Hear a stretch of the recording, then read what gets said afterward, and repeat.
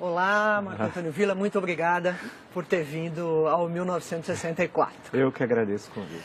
Villa, o seu livro, que tem um nome comprido, Ditadura Brasileira, 1964-1985, a democracia golpeada à esquerda e à direita.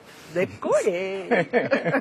Está criando partido, não está apostando no golpe. Não, criando grupo, mas um partido revolucionário, por forte influência cubana, com base nos soldados, cabos, marinheiros e sargentos das Forças Armadas e com o intuito golpista estatal. E aí a influência nefasta, a Revolução Cubana fez um mal danado à América Latina, ao Brasil em particular, que era desprezar a política e apostar na solução armada, e solução armada não há política. Então você tinha o Brizola, tinha o Jango com sua proposta de golpe, tentou várias vezes, né? Inclusive impondo o Estado, tentando impor o Estado de sítio em 63. Não conseguiu, teve de retirar a medida. Depois tinha sua proposta de golpe. Tinha a Ligas Camponesas e o Movimento Revolucionário de Tiradentes, que era seu braço armado, que em 62 foram descobertos, a imprensa toda noticiou, 7 campos de treinamento guerrilheiro do Julião com dinheiro cubano. E sabe-se que é dinheiro cubano porque caiu um avião, foi aberta a mala diplomática e lá tem as provas dessa ligação. O PCdoB manda em março de 64 o primeiro grupo guerrilheiro treinar na China, né? O PCB também apostava no golpe, na velha tradição de 1935. Isso só para falar, eu citei mais de 10, entre direita e esquerda, aqueles que naquela conjuntura apostavam numa solução de força tal. Por isso que a democracia ela era golpeada à direita e golpeada à esquerda. Claro que haviam aqueles, muito poucos, e que não conseguiram buscar uma saída negociada. Um deles, um célebre deputado federal do PTB, Francisco Santiago Dantas, que buscava uma solução reformista e articulada. Mas ele estava muito doente e acabou falecendo em agosto mesmo de 64. Então nós temos uma conjuntura em que levar ao golpe era a tradição. E 64 imaginava-se, quando você vai à conjuntura, que era uma intervenção cirúrgica de curta duração. Ou seja, você tira o presidente, assume o presidente da Câmara dos Deputados, que era o sucessor legal, o Ranieri Mazzilli, ele governa até a eleição feita pelo Congresso em seguida, 10 dias depois, do Marechal Castelo Branco, que no discurso de posse foi muito claro. Disse, o meu mandato termina a 31 de janeiro de 66, que era quando o mandato era de 5 anos, quando começou o mandato de Jânio, 31 de janeiro de 61, 31 de janeiro de 66, e garantiu as eleições de outubro de 65. E quando nós chegamos a 64, 64 é uma continuidade do positivismo, né? É bom lembrar que a ditadura brasileira estatiza a economia. Estatizou a economia. Por isso que tem gente que não conhece história, que primeiro compara o Brasil à Argentina, a ditadura argentina. Tem que ser preso, chamar o PROCON, preso no sentido histórico, não preso. Tem que chamar o PROCON porque não conhece nada de história. Não há nenhuma relação entre o regime brasileiro e o regime argentino. Lá desestatizou, aqui estatizou. Lá acabou com o ensino público do 3º grau, aqui expandiu a universidade pública de 3º grau, aqui modernizou a economia, ampliou, diversificou a economia. Lá a indústria foi duramente, quase que destruída, a indústria argentina. Então, se você for comparar, as bases ideológicas da ditadura brasileira eram uma e da Argentina, por exemplo, eram outras. Isso quer dizer que não havia contato entre os governos? Não, havia pouco, muito pouco contato. Há uma carta apócrifa, publicada por Jack Anderson no Washington Post, de uma carta do Figueiredo, tal, que era apócrifa. Qualquer historiador lê aquilo, até o Figueiredo assina o nome errado, tal. Pega aquele texto. Essa relação, a tal da Operação Condor, nunca existiu com ligação no Brasil. O que há são ligações individuais. Por exemplo, a polícia do Rio Grande do Sul com a polícia uruguaia. Célebre caso, Universindo Dias e Lilian Celiberti, né? Então, que era do Partido da Vitória do Povo, foram sequestrados em Porto Alegre e levados a Montevidéu. Mas esses casos, que ocorrem também logo depois de 76 com o golpe na Argentina e algo depois de 73 no Chile. Mas o que eu insisto muito em destacar, é que o período 64, 68, na questão que você colocou, como é possível chamar de ditadura? Ele precisa mudar o dicionário. O conceito de chamar o Bobbio, se fosse possível chamá-lo, e mudar o conceito de ditadura no dicionário de política. Por quê? Nós tivemos em 64, em 68, eleições diretas para governadores em 65, outubro, para 11 estados, porque não era coincidente as eleições, com o quadro partidário anterior. Que ditadura tem eleições no qual a oposição ganha, por exemplo, em 2 estados chaves, Guanabara e Rio de Janeiro? Tivemos eleições em 66, tivemos eleições em 68, que ditadura tem passeata dos 100 mil? Como tivemos no Rio de Janeiro. Você nem começa a fazer a passeata. E teve a passeata dos 100 mil. Que ditadura tem os festivais de música popular que nós tivemos aqui no Brasil entre 64 e 68? Que ditadura tem o movimento artístico, o teatro, por exemplo, que nós tivemos no período teatro de contestação? A interpretação mais comum, vamos dizer, a respeito desses assuntos de outros historiadores que passaram por aqui, é que, por exemplo, em relação à vida cultural, ela foi formada durante o período anterior à ditadura e ela se espalhou ali a despeito do general-presidente. E assim, enfim, em geral, o entendimento... Pois é, mas não teve censura? Muito pouca. O Show Opinião, por exemplo, que é de 64, teve depois algumas mudanças da principal, primeiro foi a Nara, depois a Maria Bethânia e tal. Você teve algumas... É que você combinou, não é democracia. Aí que é necessário ver os conceitos. Nós temos o período 64 a 68, é uma combinação de autoritarismo com resquícios da ordem democrática da Constituição de 46. Então, nós temos um mix que explica esse período 64 a 68. Explica, por exemplo, a publicação de romance como Quarupi, do Antônio Calado, né? O teatro, a oficina, a arena e não só. Explica o cinema, né? O cinema. É bom lembrar que a ditadura queria lembrar filme, para apoiar o cinema nacional. Eu queria saber que ditador na América Latina criou uma empresa para apoiar o filme nacional. Mas vê como que a coisa é diferente aqui. Então, período 68, 78. Agora, veja a contradição. Por isso que a gente não deve temer. Se construiu uma leitura do regime militar que me parece muito equivocada. Se o AI-5, como é sabido, vigorou de 13 de dezembro de 68 a 31 de dezembro de 78, em 74, nós tivemos uma eleição relativamente livre para o Senado. O Brasil tinha 22 estados.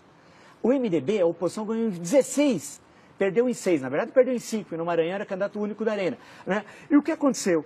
Quem assistiu, se tem alguns vídeos, o regime militar que criou o horário político gratuito. Na versão do regime militar não havia, que era para igualar a Arena e MDB. Quem lembra o Horácio Squercia, candidato aqui em 74, explicando a concentração de salários, fazendo um gráfico com dados do Diese, né, do Barelli, e mostrando Teve alguma ditadura que teve eleição? Teve eleição na Argentina, no Chile? Claro que não.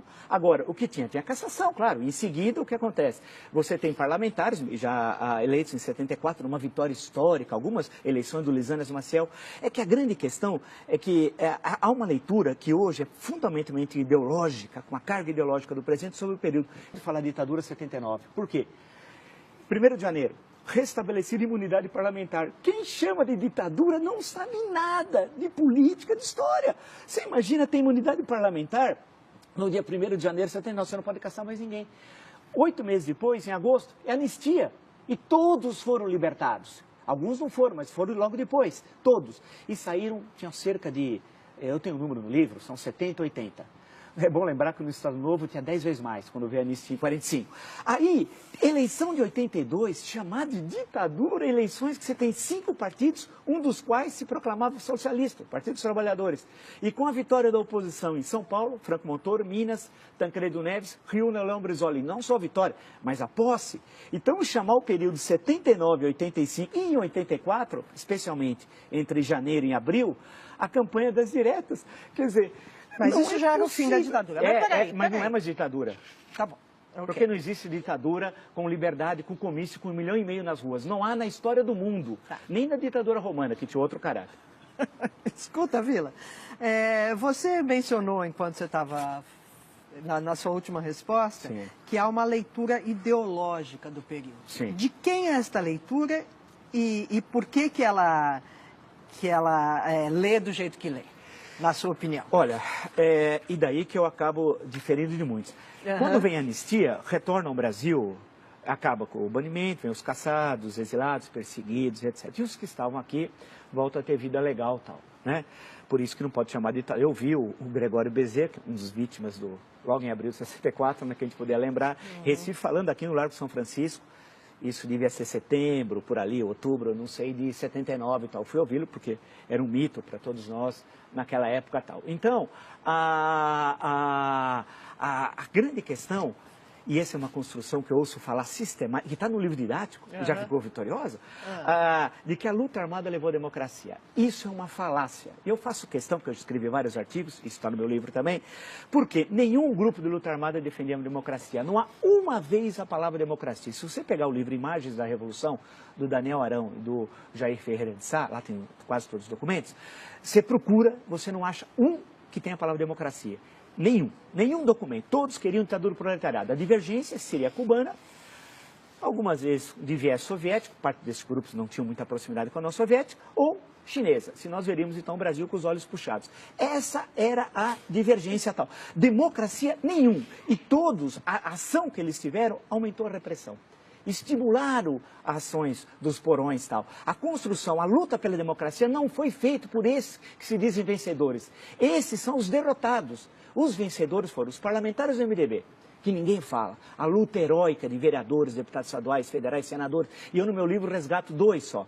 Lisanas Maciel, que foi um brilhante deputado federal pelo Rio de Janeiro, e a figura de Paulo Brossard. A coragem desse. Citei 2 como exemplo, que nós tínhamos muitos tal. Quantos não foram? Eu queria alguém ter coragem, em 1970, no interior aqui de São Paulo, abrir um diretório do MDB.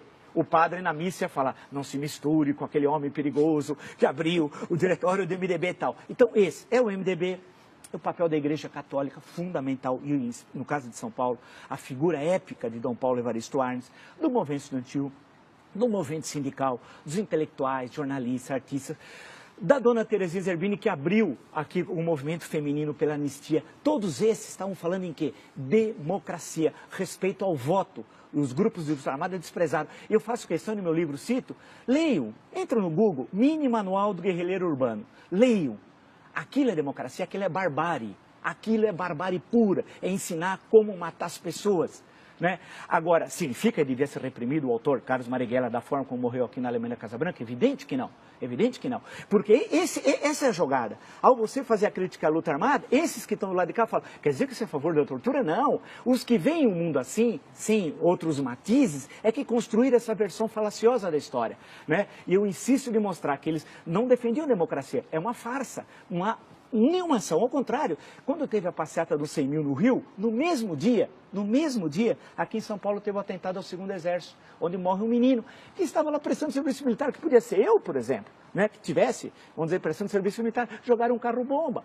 Ou Orlando Lovec, que foi pegar um visto aqui no consulado americano, na época no Cônjuge Nacional, que era um jovem, queria aprender inglês nos Estados Unidos, está andando, explode uma bomba no consulado, ele perde a perna. Ele passou anos para receber uma indenização de um salário mínimo. E quem colocou a bomba recebe 4 salários mínimos de indenização. Né? Quem matou um menino aqui no 2º Exército recebe indenização. E são vistos hoje como heróis. Não, a luta democrática é que foi heróica. Agora, isso não significa em momento algum ter qualquer contemplação com torturador, né, com assassino, com gente que desapareceu. E, por hipótese alguma, esses têm de sofrer esse opróbrio da história. Temos de sempre lembrar essa barbárie aqui do DOPS em São Paulo, vou lembrar a figura do Fleury, o Sealing em Porto Alegre, Davi Razan, Minas Gerais. Quer dizer, nós temos de lembrar como exemplos do mal, né? A mal que nós nunca devemos voltar a ter e defender a democracia e as liberdades. Eu acho que essa é a nossa grande tarefa e não deixar que o resgate daqueles que lutaram em defesa da democracia seja apropriado por aqueles derrotados, que impulsionaram inclusive a ditadura, porque a cada ato terrorista, maior a repressão, maior a violência, maior a censura. Então, portanto, eu sei que eu remo, usando uma expressão leninista, eu remo contra a corrente, tendo essa outra leitura, porque é mais fácil fazer o discurso do óbvio, mas é o discurso falacioso e que, no fundo, reforça a tradição autoritária brasileira.